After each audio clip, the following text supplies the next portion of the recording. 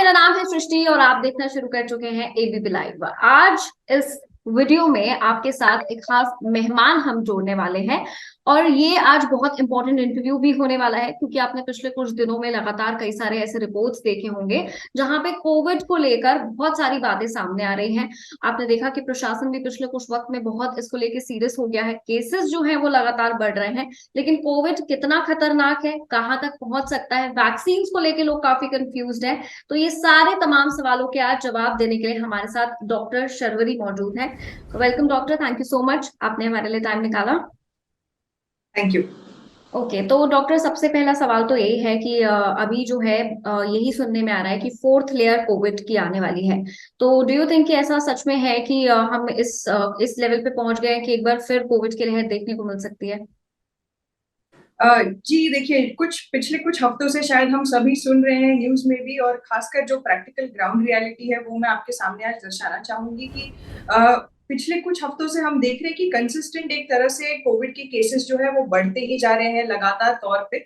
और इसके बाद कुछ फर्स्ट वीक्स में हमको लगता था कि शायद कोविड जो है वो उसके कुछ वैक्सीन वेनिंग पैटर्न होते हैं, माने कभी कभी कोविड के जो स्पाइक केसेस के हैं वो हम बीच में ही सडनली स्पाइक देखते हैं और फिर वो कुछ टाइम बाद स्टेबलाइज हो जाते हैं या फिर वो उस अमाउंट तक बढ़ते नहीं है केसेस। लेकिन इस बार हमने देखा है कि लगातार पिछले तकरीबन 4 हफ्तों से केसेस की जो मात्रा है वो बढ़ती ही जा रही है, उसका जो स्प्रेड है वो काफी ज्यादा है। तो यही समझ में आ रहा है कि इस बार जो है स्प्रेड बहुत क्विक है।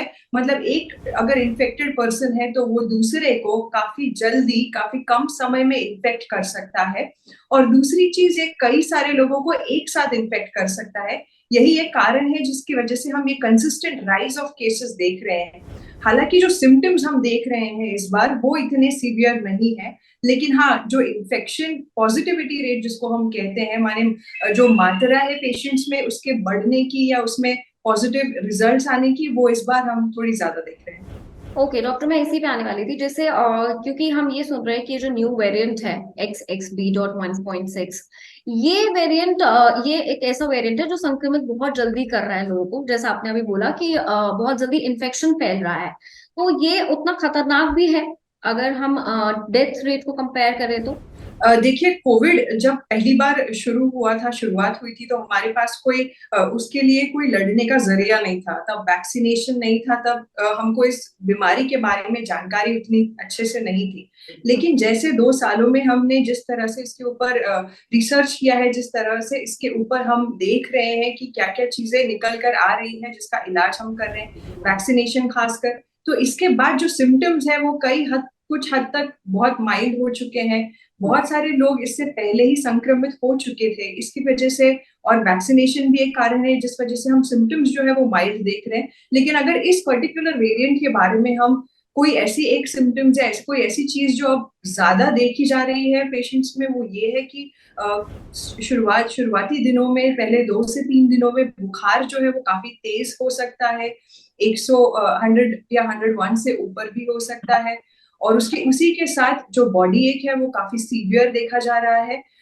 नजला, जुकाम, खांसी, ये सब सब लोगों में आमतौर पे कोविड में देखी जाती है, लेकिन कुछ कुछ सिम्टम्स और सीवियर भी हो सकते हैं जिसमें वॉमिटिंग है या लूज मोशंस है, ऐसी सब शिकायतें भी हम देखते हैं। यही केसेस लेकिन माइल्ड होते हैं, जिसको हम कहते हैं, जिसमें लंग्स जो है वो पूरी तरह से इन्फेक्ट नहीं होते। लेकिन अगर किसी को लंग्स रिलेटेड बीमारियां हैं तो उनमें ये कॉम्प्लिकेटेड सिम्टम्स हम देख सकते हैं। तो डॉक्टर, ऐसा हो रहा है कि लोग इस वक्त हम देख रहे हैं अपने आसपास भी बहुत सारे लोग बीमार पड़ जा रहे हैं। क्या नॉर्मल वायरल समझना इसको गलती हो सकती है? देखिए, कुछ टाइम पहले अगर आप सुनेंगे, न्यूज में भी आ रहा था कि इन्फ्लुएंजा के कई सारे नए स्ट्रेन्स अभी आ रहे हैं, जिसका के उसमें भी हम देख रहे थे कि इन्फ्लुएंजा से तब काफी सारे लोग जो है वो इन्फेक्ट हो रहे थे। और लगभग फ्लू के सिम्टम्स, और चाहे वो कोई भी वायरल रेस्पिरेटरी वायरस हो, उसके सिम्टम्स लगभग तकरीबन सेम होते हैं। लेकिन इसको ये कहकर हम इग्नोर नहीं कर सकते कि ये नॉर्मल वायरल है या फ्लू है, क्योंकि कई लोगों में, खासकर जो बुजुर्ग है या बच्चे हैं या प्रेग्नेंट महिलाएं हैं, इनमें ये जो कोविड है उसकी कॉम्प्लिकेशंस आगे चलकर हम देख सकते हैं। तो इसको केवल एक वायरल बुखार या फ्लू करके टालना मेरे हिसाब, मतलब कोई भी डॉक्टर के हिसाब से सलाह हम नहीं देंगे। और इसका टेस्टिंग इसलिए भी जरूरी है क्योंकि हमारे घर में कहीं ना कहीं कोई एक बच्चा या कोई बुजुर्ग होता ही है, और उनको हमको अगर बचाव करना है, उनको अगर हमको इससे दूर रखना है, तो आइसोलेशन, मास्क पहनना, हैंड हाइजीन मेंटेन करना, यही सब चीजों से हम उन्हें बचा सकते हैं। ओके डॉक्टर, एक रिपोर्ट मैं पढ़ रही थी, उसमें ऐसा कहा जा रहा था कि जो वैक्सीन हमने डेवलप की थी फर्स्ट कोविड के टाइम पर, उसके बाद कोविड के लगातार वेरिएंट्स बदले, डेल्टा आया, फिर ओमिक्रॉन आया, और अभी ओमिक्रॉन में भी वेरिएंट्स आ रहे हैं। तो ऐसा भी है कि क्या वो वैक्सीन उतनी रेलेवेंट है अभी, या फिर हमें वैक्सीन इंप्रूव करने की भी जरूरत पड़ सकती है? देखिए, वैक्सीनेशन को लेके लोगों के मन में कई सारे वहम होते हैं। मैं इस तरह से कहूंगी कि वैक्सीनेशन जो है वो 100% प्रोटेक्शन कभी भी क्लेम नहीं करते हैं। इट इज वैक्सीनेशन जो है हमारी इम्यूनिटी को बूस्ट करने का काम करते हैं। और यही हमने इसीलिए वैक्सीनेशन जो ब्रेक थ्रू हुआ था कोविड के लिए, उसका भी यही पर्पस था कि जो लोगों पहले हॉस्पिटलाइजेशन कोविड के कारण, सीवियर सिम्टम्स के कारण हो रहे थे, या फिर डेथ रेट जो है वो ज्यादा था, उसको हम कम करके कहीं ना कहीं इसको एक लिमिटेड, सेल्फ लिमिटिंग इन्फेक्शन के तौर पे उसको दिखाना चाह रहे थे, या उसको हम सॉल्व करना चाह रहे थे। और इसीलिए जब वैक्सीनेशन हम लगाते हैं तो वो हमारी इम्यूनिटी को बूस्ट करता है, इन द सेंस कि हम फाइट, उसके वायरस को फाइट कर सकते हैं अच्छे से। इसीलिए वैक्सीनेशन इज मस्ट। तो ये कहना उचित नहीं होगा कि वो इफेक्टिव नहीं है। स्ट्रेन्स जो है वायरसेस के, वो लगातार उसका एक म्यूटेशन होता है जिसमें वो चेंज होते रहेंगे। वो कई सालों तक चेंज होते हैं और वो बार बार होते रहेंगे। लेकिन जब तक हम हमारी इम्यूनिटी इतनी बूस्ट करते रहेंगे, इतनी उसको सक्षम बनाएंगे कि हम उससे लड़ सकते हैं और माइनर सिम्टम से ही इसको टैकल कर सकते हैं, तब तक मुझे ये नहीं लगता कि उचित होगा कहना कि वैक्सीनेशन पूरी तरह से काम नहीं कर रहे हैं। ओके, और वैक्सीनेशन के लिए बूस्टर डोज अब जो आए हैं, तो कितना जरूरी है कि कितने टाइम के बाद ये बूस्टर डोज ले लिया जाए? देखिए, अभी भी हमारे देश में कई सारे लोगों ने, बहुत मेजर पॉपुलेशन ने ये बूस्टर डोज लिया नहीं है, जिसकी वजह कई सारी है। जैसे आपने बताया कि बहुत सारे इससे इससे रिलेटेड ऐसे भी लोगों में वहम है कि शायद इसको लेने के बाद कॉम्प्लिकेशंस हुए हैं, या फिर किसी को लेने के बाद साइड इफेक्ट्स हुए हैं। और उसी वजह से हमने देखा है कि जो बूस्टर वैक्सीनेशन निकाला गया था, उसको इतना लोगों ने सराहा नहीं, और उतने उसमें ओबीडियंटली उसको फॉलो नहीं करते हुए कई सारे अभी भी पॉपुलेशन, तकरीबन मुझे लगता है 25 से 30% लोग होंगे जिन्होंने बूस्टर वैक्सीनेशन लगाया है हमारे कंट्री में। सो उसके बारे में अवेयरनेस उसको और फैलाना इसलिए जरूरी है, लाइक आई सेड, कि वैक्सीन का काम होता है आपकी इम्यूनिटी को हमेशा मल्टीप्लाई करते रहना और बूस्ट करना। तो अगर हम बूस्टर डोज लेते हैं तो हम कोविड से जो उसके वेरिएंट्स भी है, या उसके जो सिम्टम्स जो चेंज भी हो रहे हैं, उससे फाइट करने की जो हमारी कैपेसिटी है वो बढ़ जाती है। तो उसको लगाना जरूर है। और जो कि ड्यूरेशन हम हमारे सरकार की तरफ से जो एडवाइजरी आई थी उसमें यही था कि हम लास्ट डोज के 1 साल के ड्यूरेशन में हम उसको बूस्टर वैक्सीन को हम लगाना हमें चाहिए, उचित है।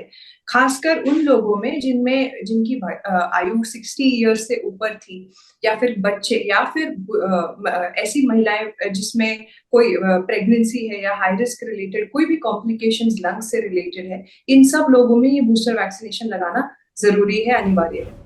ओके, तो मतलब मल्टीपल टाइम्स हमको ये बूस्टर डोज लेना पड़ेगा, ऐसा नहीं है कि एक बार ले लिया और खत्म हो गया बस? देखिए, अभी उसके ऊपर भी कई सारी रिसर्चेस है जो आ रही है। जैसे हमने देखा कि कोविड वेव्स जो है वो हम कभी भी ये नहीं कह पाएंगे कि अगला कोविड वेव कैसा होगा और क्या आएगा। यही हम पैटर्न पिछले 2 साल से देखते हुए आ रहे हैं। और इसी कारण से अगर हम ये कहेंगे कि बूस्टर डोज अभी तुरंत लगाने से हमारी कितनी इम्यूनिटी बूस्ट होगी, वो कहना गलत है। क्योंकि अभी तक तो कई सारे लोगों ने इवन जो एक बूस्टर डोज है वही नहीं अगर लिया है, तो हम इम्यूनिटी जो बूस्टर डोज की वजह से डेवलप हो रही है लोगों में, या फिर जो पॉजिटिविटी रेट है वो किस तरह से अफेक्ट हो रहा है, ये कहना थोड़ा सा जल्दबाजी होगी अभी, मुझे ऐसा लगता है। ओके, तो डॉक्टर, इसको जैसे हमने अभी देखा कि पिछले कुछ टाइम में कोविड को लेके लोग ने बिल्कुल निग्लेक्ट कर दिया था, मास्क जो है बिल्कुल गायब हो गए थे। तो इज इट रिक्वायर्ड कि इसको एक कॉन्टिन्यूस प्रोसेस और प्रैक्टिस बनाया जाए, मास्क लगा के रखना है? Is it important?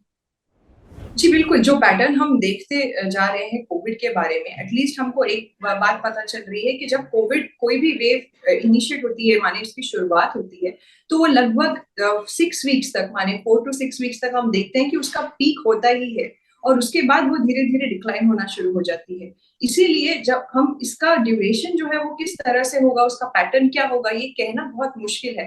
तो हमारे पास जो उससे बचाव करने के लिए अभी जो वो है, जो सुविधाएं हैं, उसमें से सबसे महत्वपूर्ण है कि हम मास्क, जिसमें हम फेस कवर, अपना नोज और फेस को कवर करें, हैंड हाइजीन मेंटेन करें। ये सब चीजें ऐसी हैं जिनसे हम कोविड से बच ही सकते हैं, चाहे वेव्स हैं या फिर उसका पैटर्न कुछ भी है या फिर उसके सिम्टम्स कुछ भी हैं।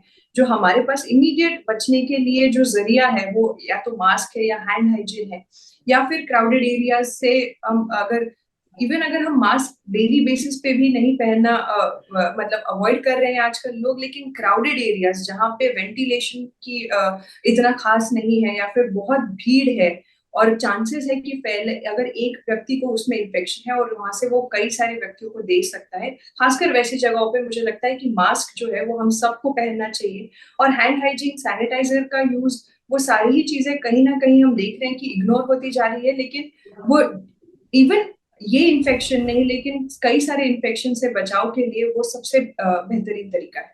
ओके, तो डॉक्टर लाइक हम वाइंड अप करें उससे पहले कुछ ऐसे तरीके जो आप हमारे व्यूअर्स को बता सकते हैं जो डेली लाइफ में वो इम्यूनिटी बूस्टर की तरह काम कर सकते हैं, और कुछ प्रैक्टिसेस अगर हम बना लें अपनी लाइफ में तो इजी हो जाता है कोविड से फाइट करना। जी देखिए, वही अगेन बहुत सारे स्टडीज आए हैं कोविड के को लेके और बहुत सारी बातें पता चली है कि कोविड के इन्फेक्शंस जो है ये रिकरेंट हो सकते हैं। माने अगर किसी को पहले कोविड का इन्फेक्शन है तो उनमें ये इन्फेक्शन दोबारा से हो सकता है, चाहे उसकी जो इंटेंसिटी है वो अलग हो, लेकिन वो दोबारा से आपको इन्फेक्ट कर सकता है। इसलिए इम्यूनिटी बूस्टिंग जो चीजें हैं वो हम सबको करनी चाहिए, जिसमें से कुछ पॉइंट्स अभी जो पिछले 2 साल में हमको पता चले कि खान पान का ध्यान खासकर हमें बहुत अच्छे से रखना चाहिए, जिसमें विटामिन वाली चीजें हैं, प्रोटीन वाली चीजें हैं, खासकर विटामिन बी, विटामिन सी वाली चीजें, इवन विटामिन डी जो कि हमारे शरीर के लिए बहुत जरूरी है, हमारे इम्यूनिटी बूस्टिंग के लिए बहुत जरूरी होता है, ना केवल कोविड के लिए लेकिन इवन बाकी के इन्फेक्शन से बचने के लिए विटामिन डी जो है वो जरूरी है।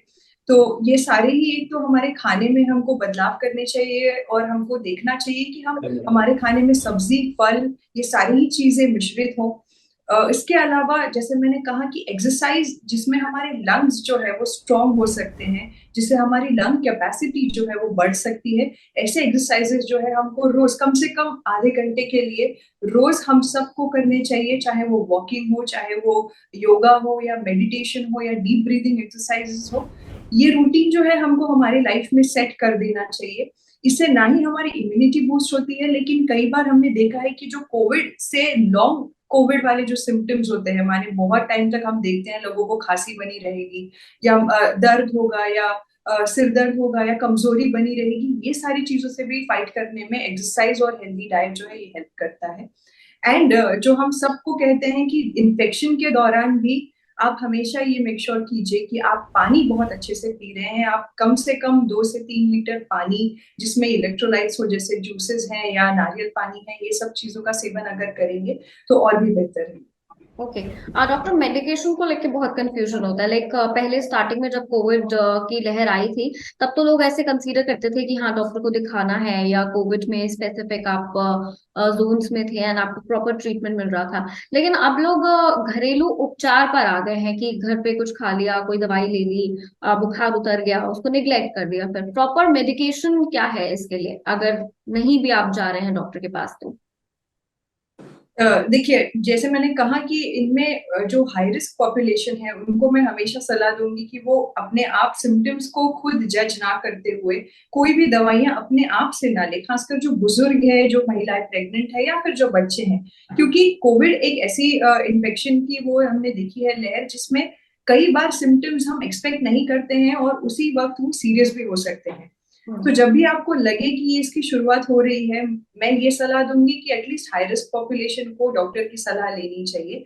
लेकिन जो हाई रिस्क पॉपुलेशन में नहीं है और जिनको बहुत ही माइल्ड हल्के फुल्के सिम्टम्स है और वो जान रहे हैं कि ये शायद कोविड के सिम्टम्स हो सकते हैं, उनके लिए भी हमारे पास हमने ये देखा है कि इस वेरिएंट में क्योंकि सिम्टम्स काफी माइल्ड रहे हैं, तो हम भी केवल नजला, जुकाम, खांसी और बुखार के लिए ही दवाइयां दे रहे हैं। इससे ज्यादा बढ़ के अगर दवाइयों की जरूरत पड़ रही है तो इसका मतलब ये है कि उनके सिम्टम्स भी जो है वो सीवियर वाले हैं, और उस तरह से उनको वो कोई भी सिम्टम इग्नोर ना करते हुए हमेशा एक डॉक्टर की सलाह लेनी चाहिए, हमेशा हॉस्पिटल जाकर उसका इलाज करना चाहिए। ओके डॉक्टर, लास्ट कमेंट बस, पोस्ट कोविड को लेकर मेरा सवाल है। जैसे लाइक हम सबने कोविड फेस किया है, तो जैसे मेरा भी ये पर्सनली एक्सपीरियंस रहा कि जब सेकंड वेव में मुझे कोविड हुआ, उसके बाद लगातार ऐसा फील होता है कि बहुत जल्दी एग्जर्शन हो जाता है, बहुत जल्दी बॉडी एक होने लग जाता है।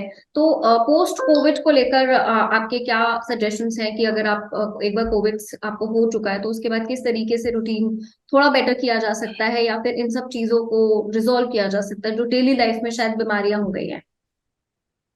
जी, जी, बिल्कुल। जैसे कि मैंने कहा, इस जो टर्म है जो आपने यूज़ किया है पोस्ट कोविड, उसको हम अभी उसका एक साइंटिफिक टर्म दे दिया गया है, उसको लॉन्ग कोविड कहते हैं। लॉन्ग कोविड माने जो सिम्पटम्स कोविड की वजह से तकरीबन 6 महीने तक भी पेशेंट्स जो है वो एक्सपीरियंस कर रहे हैं। उसमें सबसे आम सिम्पटम हमने ये देखा है कि लोगों का थक जाना, जो स्टैमिना है उसको वो कम हो जाना, या फिर बहुत जल्दी कोई भी एक्सरसाइज या कोई भी एक्टिविटी करने से उनको ब्रीदिंग थकान हो इश्यूज। जाना, दिल की धड़कन तेज हो जाना, ब्रीदिंग इश्यूज होना, ये सारे ही प्रॉब्लम्स आए हैं।